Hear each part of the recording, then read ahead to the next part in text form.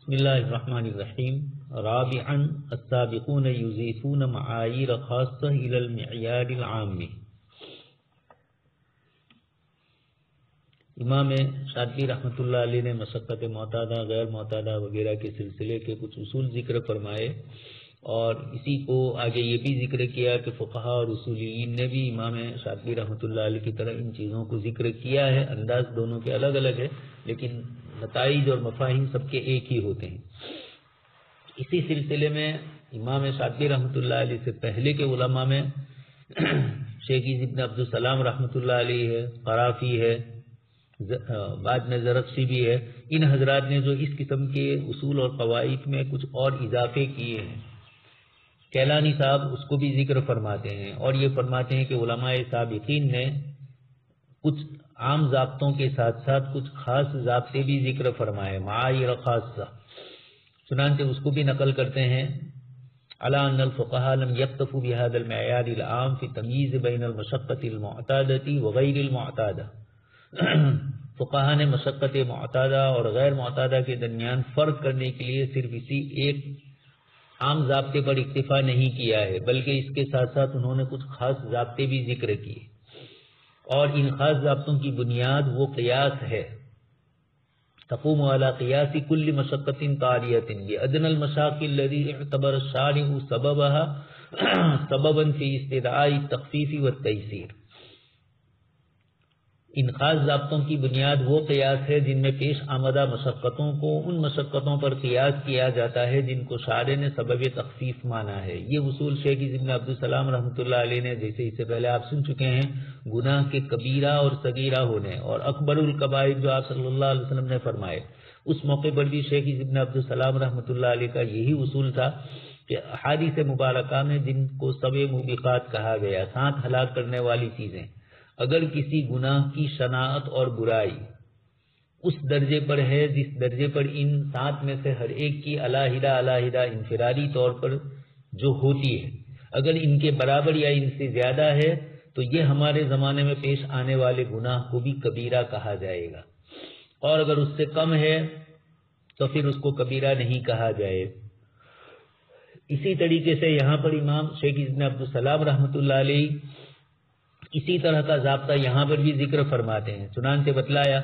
کہ خاص ضابطوں کی بنیاد قیاس ہے.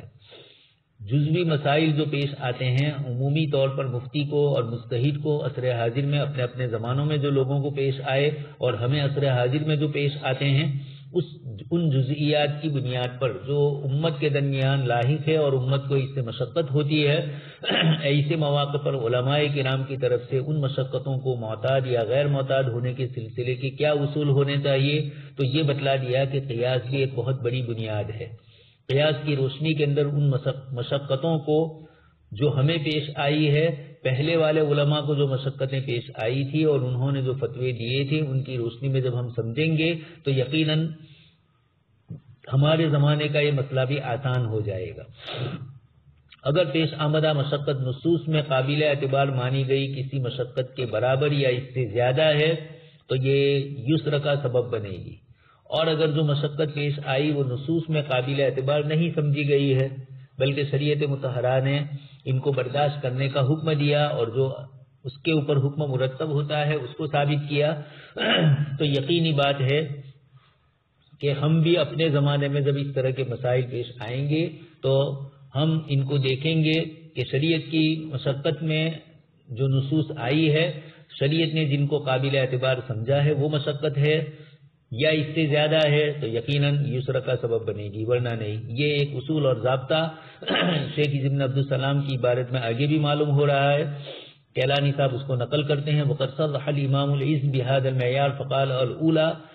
في ضبط مشاق العبادات ان تضبط مشقة كل عبادة بأدنى المشاق المعتبرة في تخفيف تلك المشقة فإذا كان مثلها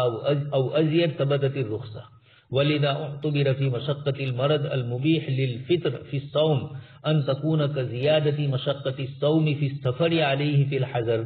وفي إباحة محظورات الأحرام أن يحصل بتركها مثل مشقة القمل الوارد في الرخصة القمل الوارد فيه الرخصة. شیخ ابن عبدالسلام رحمۃ اللہ علیہ اس قاعدے کو صراحتاً نقل فرماتے ہیں اور یہ اصول بتلاتے ہیں کہ عبادات میں پیش آنے والی مشقتوں کے سلسلے میں بہتر طریقہ یہ ہے کہ ہر مشقت کا شریعت کی نگاہ میں معتبر مشقتوں میں سے کم تر درجے کی مشقت سے موازنہ کیا جائے. اگر یہ جو ہمیں پیش آئی ہے اپنے زمانے میں مشقت وہ اس مشقت سے زیادہ ہے یا برابر ہے تب تو شریعت کی طرف سے رخصت ملے گی. اور ہمیں جو مشقت عصر حاضر میں پیش آئی وہ ان مشقتوں سے کم ہے جو شریعت مطہرہ نے مشقت معتبرہ کے سلسلے میں گنی ہے، تو گویا یہ مشقت معتبرہ نہیں ہے، معتادہ ہے، غیر معتادہ نہیں ہے. اسی سلسلے میں مثال دی جا رہی ہے کہ حضر کی حالت میں ایک بیمار آدمی ہے، اس کے لیے روزہ توڑنا جائز ہوگا. کیوں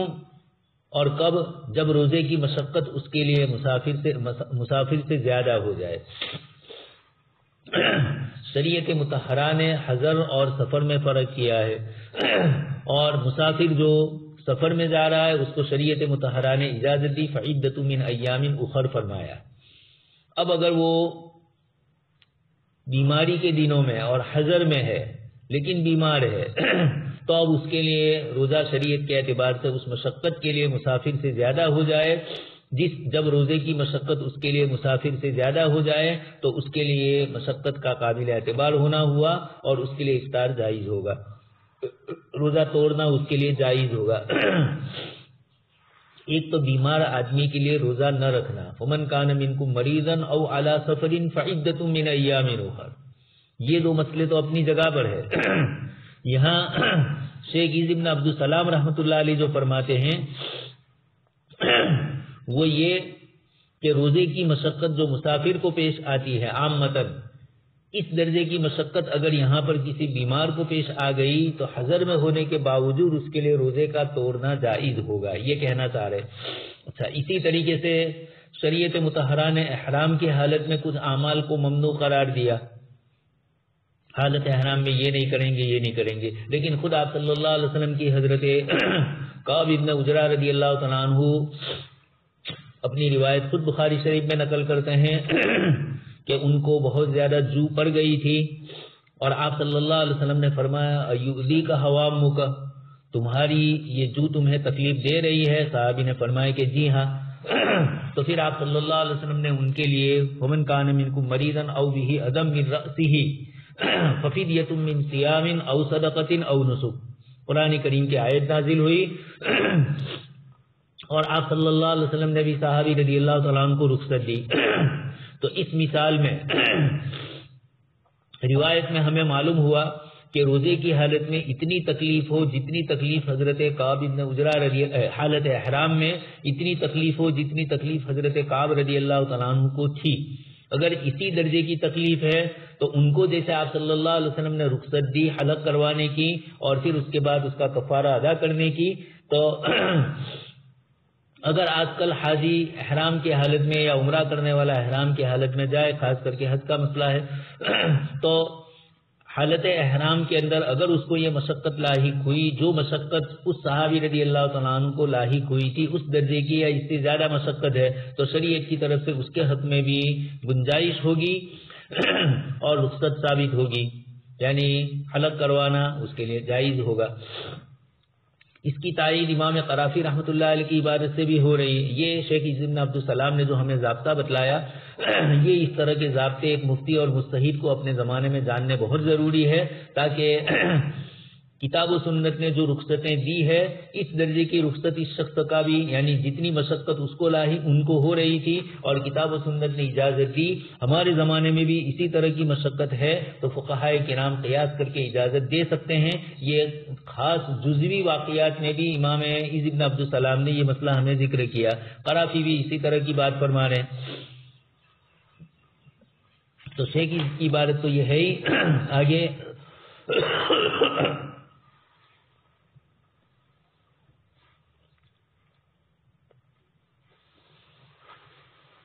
علامہ قرافی رحمۃ اللہ علیہ کی عبادت کو بھی ذکر فرماتے ہیں کہ علم یرید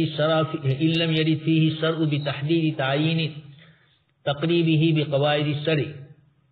تعین تقریبه بقواعد الشرع لأن التقریب خیر من التعطیل فيما اعتبره فنقول يجب على الفقيه أن يفحص على أدنى مشاق العبادة المعينة بنص أو إجماع أو استدلال ثم ما ورد عليه بعد ذلك من المشاق مثل تلك المشقة أو أعلى منها جعله مسقطا وإن كان أدنى منها لم يجعله مسقطا. یہی مفہوم ذکر کیا. شریعت کی طرف سے اگر کوئی تحدید وارد نہیں ہوئی ہے تو پھر قواعد شریعت سے اس کی تقریب کی جائے گی, قواعد کی روشنی میں اس کو حل کیا جائے گا, اس لیے کہ یہ شریعت کی نگاہ میں معتبر مشقت کو معطل کرنے سے بہتر ہے. چنانچہ مثال دے رہے ہیں کہ فقیہ پر لازم ہے کہ وہ نص, اجماع یا استدلال کے ذریعے معتبر مانی گئی مشقتوں میں سے کمتر مشقت کی تلاش کرے, پھر جو بھی مشقت اس سے زیادہ یا برابر ہو اس کی بنا پر تو حکم ثابت ہوگا, لیکن کمتر ہے تو مشقت معتادہ سمجھی جائے گی اور اس مشقت کی بنا پر یہ نہیں ہوگا. مثال دے رہے ہیں وہی مثال جو شیخ ابن عبدالسلام نے دی کہ حج میں جو سے ہونے والی جو بہت زیادہ جو پر گئی تھی, اور ایوب ذیقہ کا لفظ آپ صلی اللہ علیہ وسلم نے ذکر فرمایا ہے, تو جو پر گئی ہے اور یہ مشقت اور تکلیف ہے, اس کی دلیل تو حضرت کعب بن عجرہ رضی اللہ تعالیٰ عنہ کی روایت ہے. لہذا اگر مرض میں اتنی یا اس سے زیادہ مشقت ہوگی تو حالت احرام کے اندر اس کے لیے اس چیز کو کرنا جائز ہوگا. کفارہ دینا اپنی جگہ پر, جو کتاب اللہ نے ذکر فرمایا ففیدیۃ من صیام او صدقۃ او نسک, وہ تو اپنی جگہ پر, لیکن فی نفسی ہی آپ صلی اللہ علیہ وسلم نے حضرت کعب کو جو بات فرمائی, کیا تمہارے پاس بکری ہے, اور پھر اس کے بعد آپ صلی اللہ علیہ وسلم نے انہوں نے کہا نہیں, تو اس پر یہ آیت نازل ہوئی من صیام او صدقۃ او نسک. یہی بات امام زرخشی رحمۃ اللہ علیہ نے مزید وضاحت کی ہے. انہوں نے ہر عبادت کے لیے الگ الگ ضابطے ذکر کیے. چنانچہ انہوں نے فرمایا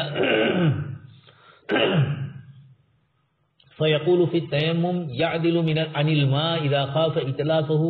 إِتْلَافَ مَنْفَعَةٍ أَوْ عُضْوٍ أَوْ بُطْءِ بُرْءٍ أَوْ شَيْئًا فَاحِشًا فِي عُضْوٍ ظَاهِرٍ. امام زرخشی فرماتے ہیں کہ تیمم میں پانی کے استعمال کو اس وقت تک چھوڑا جا سکتا ہے جب کسی منفعت کے ختم ہونے, عضو کے تلف ہونے, شفا میں دیری ہو جائے, تاخیر ہو جائے, یا کسی عضو میں زیادہ نقصان پہنچنے کا اندیشہ ہو. ایسے موقع پر شریعت مطہرہ کی طرف سے تیمم کی اجازت مل جائے گی, اس لیے کہ تیمم کے موقع پر بھی شریعت مطہرہ نے اس قسم کی چیزوں کا اعتبار کیا ہے. قرآن کریم کی آیتوں کے ذریعے جب پانی نہیں ملا تو صحابہ کرام کو اللہ تبارک تعالیٰ نے جو حکم دیا تیمم کا, ان کو جو مشقت لاحق ہوئی تھی پانی کے تلاش کرنے کے سلسلے کی, یہ مشقتیں اس کے برابر ہے یا اس سے زیادہ ہے, تب تو ان کا بھی اعتبار ہوگا. صرف یہی ایک مثال نہیں, زرخشی نے تو اصول ذکر کر دیا. اچھا, اسی طریقے سے نماز کی میں کھڑے ہونے کے حکم میں تیسیر کے لیے ضرورت کا پایا جانا ضروری نہیں, بلکہ ایسی تکلیف سے بھی رخصت مل جائے گی جو خشوع میں مانع ہو. خیر یہ تھوڑا آگے گئے ہیں. عمومی طور پر اتنا سمجھا جائے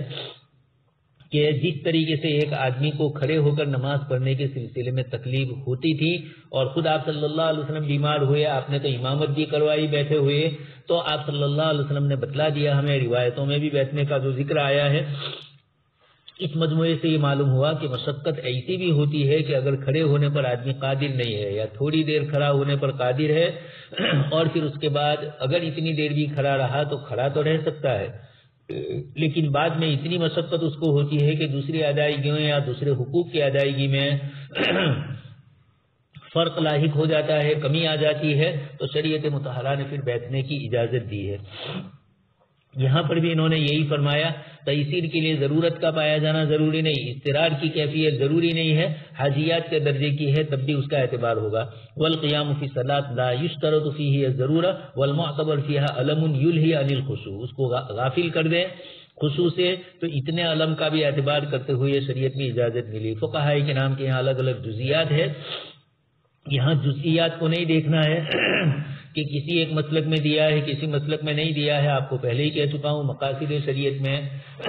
احناف کے مسلک کی مثالیں تلاش کی جائیں. ہمارے یہاں بھی ہے اس طرح کی مثالیں, تو ان مثالوں کی روشنی میں ہمارے یہاں بھی یہ مسئلے ہیں. اسی طرح وفی مشقت الصوم اتفقوا علی انہ لا یشترط الحلاق، اسی طریقے سے علماء کا اتفاق ہے کہ روزہ چھوڑنے کی رخصت ملنے کے لیے ہلاکت کا خوف ضروری نہیں کہ آدمی انتقال ہی کر جائے، بلکہ اس کو ایسے نقصان پہنچنے کا خوف بھی کافی ہے جو مکلف کو دوسرے کاموں سے روک دے، عبادت میں نمازوں میں خلل واقع ہو جائے تو روزہ چھوڑنے کی رخصت اس کو ملے گی۔ اس طرح مرض کے سلسلے میں امام رافعی نے بھی یہ ذکر کیا کہ اس کے معتبر ہونے کے لیے یہ شرط ہے کہ اتنا شدید ہو کہ اس کے نتیجے میں اس کو ذرا نسا مشقت لاحق ہو۔ حاصل یہ ہے کہ معمولی سی تکلیفوں کی بنیاد کے اوپر اجازتیں نہیں ملے گی، اور یہ بھی نہیں ہے کہ شدید سے شدید تکلیف ہو، لیکن چونکہ اس فتوے کے سلسلے میں کتاب و سنت میں کوئی چیز نہیں مل رہی ہے تو ہم یہی جواب دیں کہ نہیں بھائی مشقت میں سہولت نہیں، ایسا نہیں ہے۔ شریعت مطہرہ نے جو مشقتیں کتاب و سنت میں ذکر فرمائی، ائمہ مجتہدین نے اپنے اپنے زمانوں کے اندر ان چیزوں کو دیکھا، اپنے زمانے میں آنے والی مشقت کی شکل اور کیفیت بدل گئی، حالت بدل گئی، لیکن اس مشقت کو اس مشقت کے درجے میں سمجھا تو ان حضرات نے اجازتیں اور رخصتیں دی، اور اگر اس درجے کی نہیں تھی تو رخصتیں نہیں دی۔ بار بار یہ چیزیں آپ سن چکے ہیں۔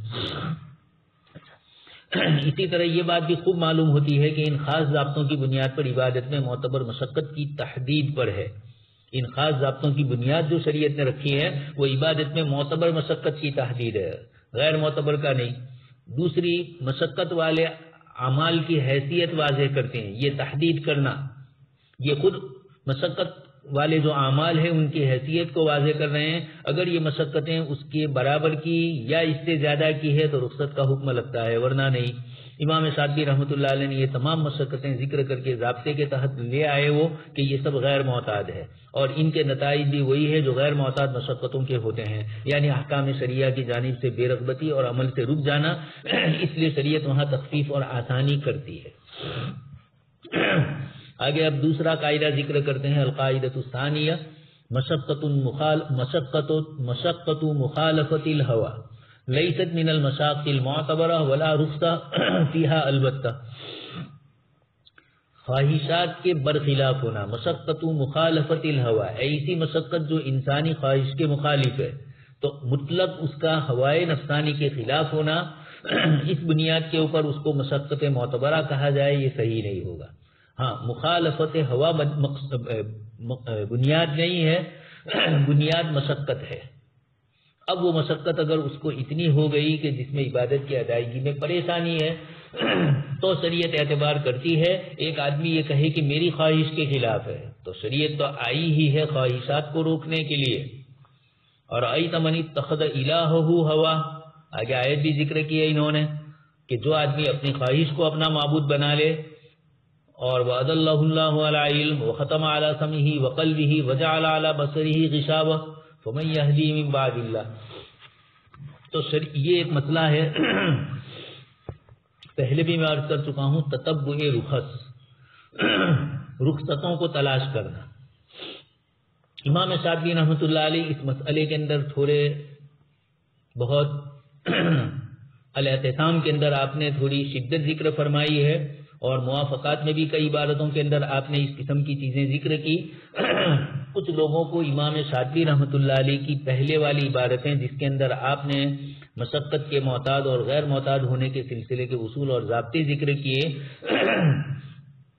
کچھ لوگوں کو وہم ہوا، جیسے ہمارے کیلانی صاحب بھی آگے ایک صاحب کے اقوال نقل کرتے ہیں کہ انہوں نے امام شاطبی رحمۃ اللہ علیہ کی موافقات کی پہلی جلد میں آپ نے جو مشقت کے سلسلے کی باتیں لکھی اس کو بنیاد بنا کر کچھ لوگوں نے ہوائے نفسانی کو بھی اس کا شکار بنایا، یعنی ہوائے نفسانی کی بنیاد پر، نفسانی خواہش کی بنیاد پر بھی، یعنی مثلا فرض نماز پڑھنے کے لیے مسجد میں جا رہے ہیں، راستے کے اندر ٹھنڈی ہے، وضو کرنا ہے۔ اگر ایک آدمی گرم پانی سے وضو کر لیتا ہے، اس کے پاس اہتمام ہے گرم پانی کا، تو شریعت روکتی نہیں ہے۔ لیکن ایک آدمی معمولی سی مشقت ہے، پانی اتنا ٹھنڈا نہیں ہے، اس کی خواہش کے خلاف نظر آ رہا ہے، تو اس کی بنیاد پر وہ وضو کے بجائے تیمم یا تیمم کی سوچے، یا اس طریقے کی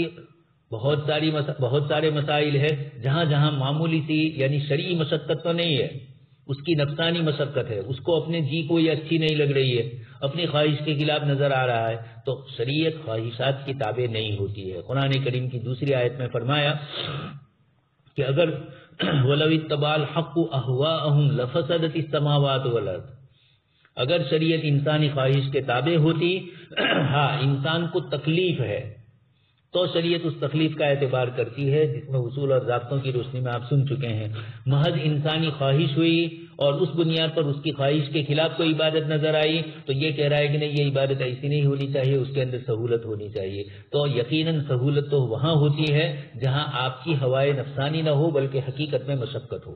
معلوم یہ ہوا کہ کچھ لوگوں نے عصر حاضر میں بھی اس طریقے سے کر لیا ہے، معمولی اپنی خواہشات کی بنیاد پر شریعت کی مشقت میں زیادہ مشقت کا پہلو نہیں پایا جاتا جو غیر معتاد ہو، لیکن اس کے باوجود سہولتیں تلاش کرتے ہیں، یہ بھی صحیح نہیں۔ اسی بنیاد پر ہمارے یہاں تلفیق کی جو اجازت نہیں دی گئی، تلفیق کی وہ شکل جو شریعت کو رد اور باطل کرنے کے درجے میں آتی ہے، تلفیق کے سلسلے کی اصول فقہ کی کتابوں کے اندر بہت ساری اس طرح کی مثالیں دی ہے۔ ایک آدمی کا وضو حنفی ہے اور احناف کے یہاں کچھ چیزیں وہ ہے جو ناقض وضو ہے، جو دیگر ائمہ کے یہاں نہیں ہے۔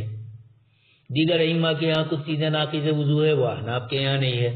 مست مرد وغیرہ مسئلہ سن چکے ہیں آپ مست ذکر کا، اور اس کے مقابلے کے اندر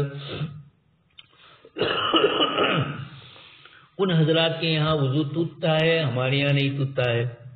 اس طرح کی بھی مثالیں آتی ہے۔ تو ایسا نہ ہو کہ ایک مسئلے میں وہ امام ابو حنیفہ کے قول پر عمل کرے، پھر دوسری کوئی پیش آئی بات شوافی کے قول پر عمل کرے، کہیں مالکیہ کے قول پر عمل کرے، اور ایک مرتبہ وضو کر لیا اس کے بعد وضو اس کا ٹوٹے ہی نہیں۔ اگرچہ ایسا مطلب تو نہیں ہوگا لیکن کچھ مثالوں میں ایسا ہوتا ہے۔ مست مرض سے ہمارے یہاں وضو نہیں ٹوٹتا ہے، ان کے یہاں ٹوٹ جاتا ہے۔ تو اب یہ ہے کہ اب اگر ایک آدمی نے مست مرض کر لیا شافعی نے، وہ یہ کہہ دے کہ چلو احناف کے یہاں ہے، تو احناف کے قول کے مطابق یہ اگر مشقت کی بنیاد پر کر رہے ہیں تب تو گنجائش ہے علماء کے یہاں، اور استعلا مذہب الغیر کی جو شرطیں ذکر کی ہے ان کی روشنی میں یہی فرمایا۔ اسی طریقے سے ایک حنفی وضو ٹوٹ جاتا ہے، احناف کے یہاں جن چیزوں سے خروج دم سے اور اسی طریقے کی کچھ چیزیں ہیں جو ہمارے یہاں وضو توڑتی ہے، ان حضرات کے یہاں وضو نہیں توڑتی ہے۔ اب حنفی یہ کہے کہ ایسا کر لیا تو یہ خواہشات نفسانی کی بنیاد پر ہے تو قابل اعتبار نہیں ہے۔ امام ابو یوسف رحمۃ اللہ علیہ کے متعلق عبد الغنی النابلسی رحمۃ اللہ علیہ کی کتاب ہے خلاصۃ التحقیق فی حکم التقلید، اور اس کے اندر انہوں نے امام ابو یوسف رحمۃ اللہ علیہ کا ایک قول نقل کیا۔ آپ نے وضو کیا تھا اور وہ پانی احناف کے جو اصول ہے 10 در 10 اس کے برابر نہیں تھا، اس سے تھوڑا کم تھا، قلتین کے برابر تھا۔ تو آپ نے یہ جملہ فرمایا اخواننا الحجازیون، کہ اس مسئلے میں ہم اپنے حجازی بھائیوں کے قول پر عمل کرتے ہیں۔ یہ امام ابو یوسف رحمۃ اللہ علیہ کا زمانہ تھا، 4 صدی کے بعد اس طرح کی چیزیں رکائی ہے۔ اس لیے عبد الغنی النابلسی صاحب رحمۃ اللہ علیہ نے تو امام ابو یوسف رحمۃ اللہ علیہ کے اس قول کو رد کیا ہے اور یہ کہا ہے کہ وہ مقلد تھے، اس لیے ان کو امام ابو حنیفہ رحمۃ اللہ علیہ کے تابع ہو کر اس مسئلے میں کرنا چاہیے۔ اور بھی دوسری چیزیں کہی کہ وہ امام ابو حنیفہ رحمۃ اللہ علیہ سے کچھ مسائل میں اشتہاری طور پر اختلاف بھی کرتے تھے، اس لیے ان کی بات کو اس مسئلے میں ذکر نہ کیا جائے۔ لیکن خیر اتنی شدت احناف کے یہاں نہیں ہے۔ ابن حمام اور دیگر حضرات نے اس مسئلے کو ذکر کیا ہے، چونکہ ایک طرف پالا پڑتا ہے عوام الناس سے اور دوسری طرف وہ اہل علم جو کتاب و سنت کی اتنی گہری بصیرت نہیں رکھتے ہیں، عرفاتی مولوی جن کو کہا جائے، گزر جاتے ہیں، 9 سال پورے ہو جاتے ہیں، اس قسم کے لوگ،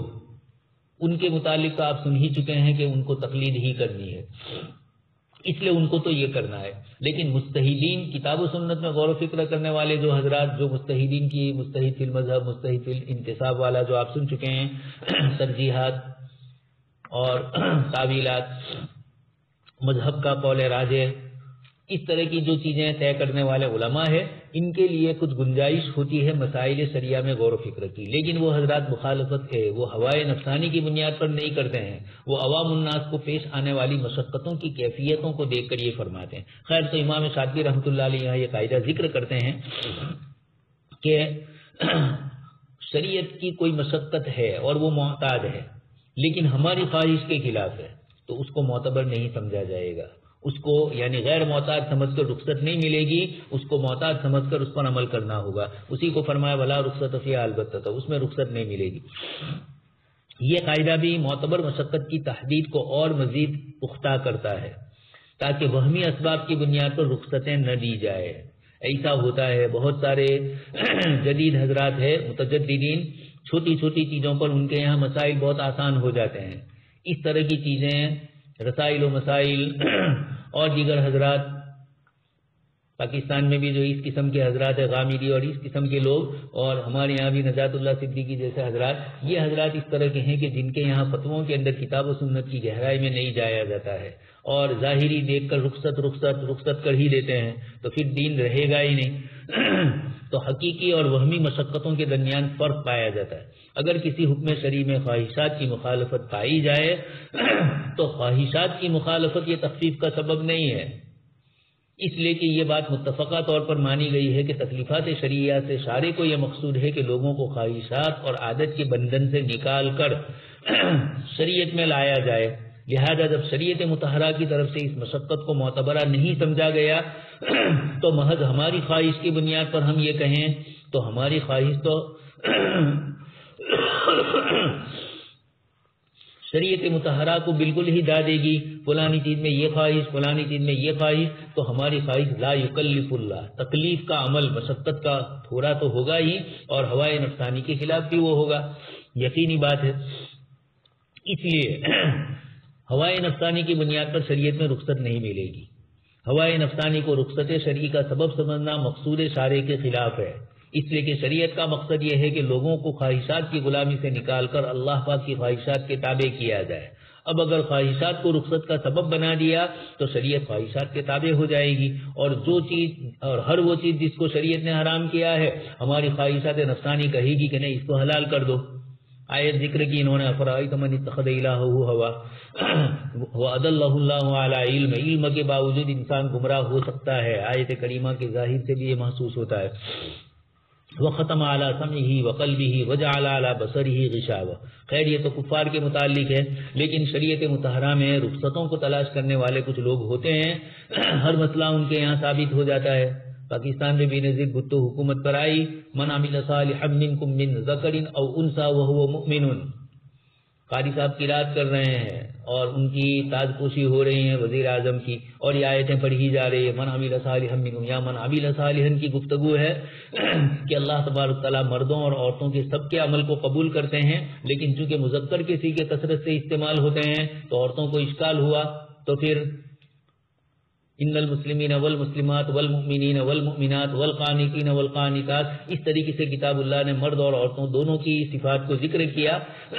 تو یہاں پر بھی اس طریقے کی چیز ہے تو شریعت نے بتلا دیا کہ بھائی مرد اور عورت جو بھی عمل کرے گا اللہ پاک کے یہاں قابل اعتبار ہے. حکومت کا مسئلہ دوسرا ہے. اسی طریقے سے ایک اور آیت ذکر کر رہے ہیں. ان آیات کے علاوہ وہ آیتیں جن میں اتباع ہوا اور اس کے مرتکبین کی مذمت کی گئی قرآن کریم میں. بہت سارے آیات کے سبب نزول سے یہ معلوم ہوتا ہے کہ انسانی خواہش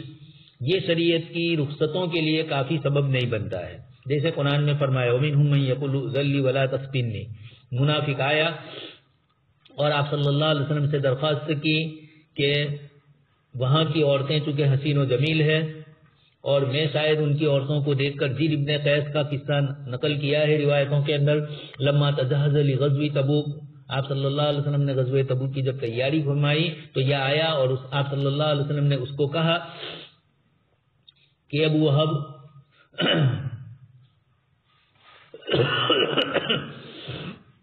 آپ صلی اللہ علیہ وسلم نے اس کو کہا کہ اے ابو وہب کیا قبیلے بنو اسفر کے سلسلے کے اندر کہ وہاں تمہیں کھجوروں کے بڑے بڑے درختوں والے علاقوں میں چلو گے؟ آپ صلی اللہ علیہ وسلم نے اس کو کہا تو اس نے کہا کہ اللہ کے رسول صلی اللہ علیہ وسلم آپ جانتے ہیں کہ میں حسین و جمیل عورتوں کا خواہش مند دل دادا ہوں اور مجھے ڈر ہے کہ اگر میں اس قبیلے کی بنو اسفر کی قبیلے کی ان کی عورتوں میں اگر میں جاؤں اور شاید بنی اسفر کی عورتوں کو کسی کو میں دیکھ لوں اور ان پر نظر پڑ کے میں صبر نہ کر پاؤں، اس لیے آپ مجھے اس فتنے میں نہ ڈالیں. تو یہ تو اگر ان بنیادوں کو بنایا جائے تو کوئی عمل ہی شریعت کا وجود میں نہیں آئے گا، شریعت تابع ہو جائے گی ہوائے نفسانی کی اور بازی سے اطفال دین بن جائے گا۔ تو آپ صلی اللہ علیہ وسلم نے قرآن کریم میں اللہ پاک نے آیت نازل فرمائی کہ الا فی الفتنۃ سقطوا، فتنے میں تو وہ پہلے سے ہی گرے ہوئے ہیں، اسی فتنے نے اور اسی ہوائے نفسانی نے ان کو اس طریقے سے آمادہ کیا، ورنہ وہ یہ کہتے کہ میں اپنے آپ کو ان کے قبیلے کی عورتوں سے زیادہ بچاؤں گا، اللہ پاک سے دعا کروں گا، آپ صلی اللہ علیہ وسلم سے درخواست کرتا کہ آپ میرے لیے دعا کیجئے، یہ سب کچھ ہو سکتا تھا۔ اللہ تبارک تعالیٰ نے ایک نے کہا کہ وہاں گرمی بہت ہے، تو آپ پر آیت نازل ہوئی آپ صلی اللہ علیہ وسلم پر، وقالوا لا تنفروا فی الحر، منافقین نے مسلمانوں کو کہا کہ اتنی سخت گرمی ہے، تبوک کا سفر لمبا چوڑا، تو اس فتنے میں نہ جایا جائے اس گرمی کے اندر۔ اللہ پاک نے فرمایا قل نار جہنم اشد حرا، آپ ان سے کہہ دیجئے کہ جہنم کی آگ اس سے زیادہ گرم ہے، اس سے بچنا ہے تو اپنے آپ کو تبوک کی آگ کے لیے تھوڑا کچھ تیار کرو، اور یہ ایسی مشقت نہیں ہے جو غیر معتادہ ہو، عادی مشقت تھی، چاہے اس کا اعلیٰ فرد تھا، جیسے اس سے پہلے آپ سن چکے ہیں۔ تو آپ صلی اللہ علیہ وسلم پر یہ دونوں آیتیں نازل ہوئی، پہلی آیت میں بھی فرمایا جس نے عورتوں کے متعلق کہا، اور دوسری آیت میں بھی منافقین نے گرمی سے بچنے کے لیے کہا، حالانکہ وہ گرمی اتنی تھی جو قابل برداشت تھی، لیکن ان کی ان شرارتوں کو شریعت نے بنیاد نہیں بنایا تخفیف کا۔ اللہ تبارک تعالیٰ نے جہاں تخفیف کا سبب بن سکتا تھا، نیچے اور آیت ذکر کر رہے ہیں، چنانچہ اللہ تبارک تعالیٰ نے ذکر فرمایا، وہ حقیقی اسباب ذکر کیے تو تخفیف احکام کا مناط بننے والی مشقتوں کا باعث ہے۔ چنانچہ فرمایا لیس علی الضعفاء ولا علی المرضى ولا علی الذین لا یجدون ما ينفقون حرج اذا نصحوا للہ ورسولہ، کمزور آدمی، بیمار آدمی اور جو خرچ کرنے کی استطاعت نہیں رکھتے تھے۔ چنانچہ دوسری ایک آیت میں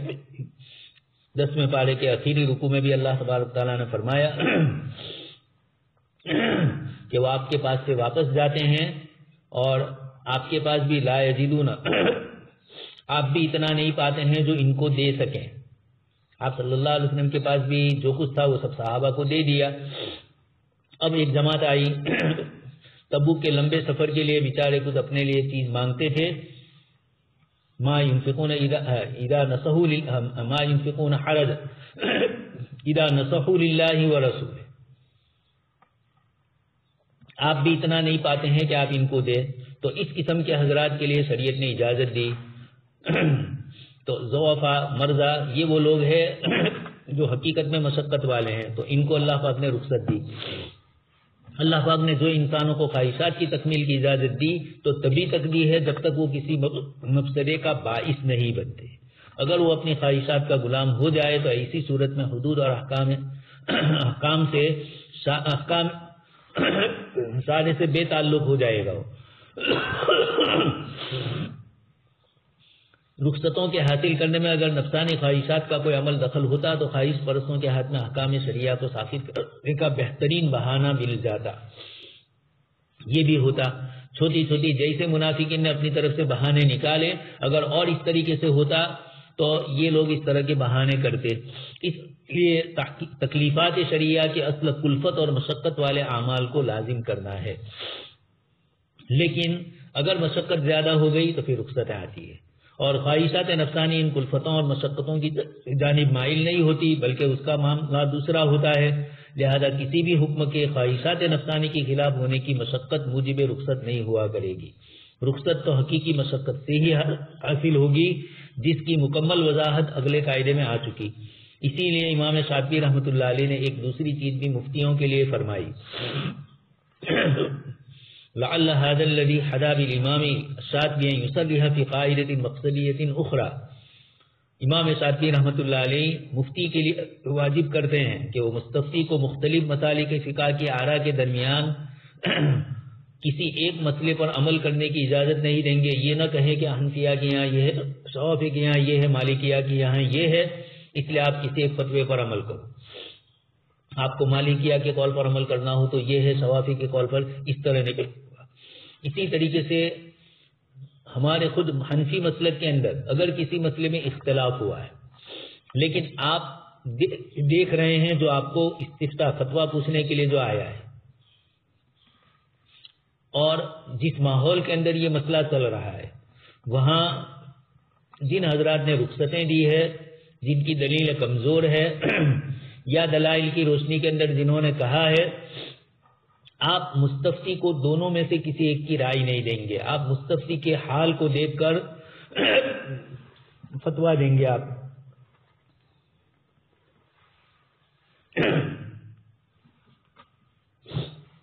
تو امام سعدی نے مفتی کو کہا کہ اختیار نہ دیں بلکہ ایک ہی فتویٰ دیں۔ سبحان اللہ و بحمدہ، سبحانک اللہم و بحمدک۔